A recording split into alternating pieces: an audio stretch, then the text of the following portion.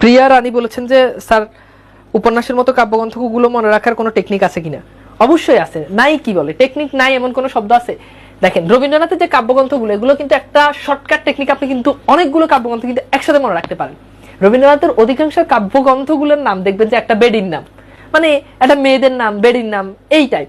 যেমন আসেন রবীন্দ্রনাথের কাব্যগ্রন্থের নাম হচ্ছে সানাই, তো সানাই একজন বিখ্যাত বেডিও কিন্তু এই নামে আছে একজন, তো সানাই নামটা তার মানে এটা রবীন্দ্রনাথের কাব্যগ্রন্থের নাম। এরপর আসেন কল্পনা, মেয়েদের নাম, বেডির নাম, তার মানে এটা রবীন্দ্রনাথের কাব্যগ্রন্থ। খেয়া, বেডির নাম। তারপর আসেন কথা, বেডির নাম। তারপর আসেন শ্যামলী, বেডির নাম। তারপর আসেন সেজুতি, বেডির নাম। আরো হতে পারে কি মনসী, হ্যাঁ। তারপর হতে পারে কি গীতালি, দেখেন গীতালি, তার মানে কি এটা রবীন্দ্রনাথের কাব্যগ্রন্থের নাম। অসংখ্য রয়েছে, মানে বলে শেষ করা যাবে না। যেমন আসেন বিথিকা, এই বিথিকা কিন্তু রবীন্দ্রনাথ ঠাকুরের অন্যতম একটি কাব্যগ্রন্থ ছিল। এরপর আসেন খনিকা ছিল, খনিকা। এরপর আসেন ছিল কণিকা, কণিকা নামেও তার কিন্তু একটা কাব্যগ্রন্থ রয়েছে। আর হতে পারে চৈতালি ছিল একটা, চৈতালি।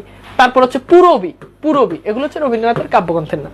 এভাবে চাইলে আপনি কিন্তু মনে রাখতে পারেন। অধিকাংশগুলোই এরকম দেখবেন যে একটা বেডির নাম হয়ে থাকে। রবীন্দ্রনাথ কেন যে তার কাব্যগ্রন্থের নামগুলো এরকম বেডির নামে রাখছে, এতগুলো কাব্য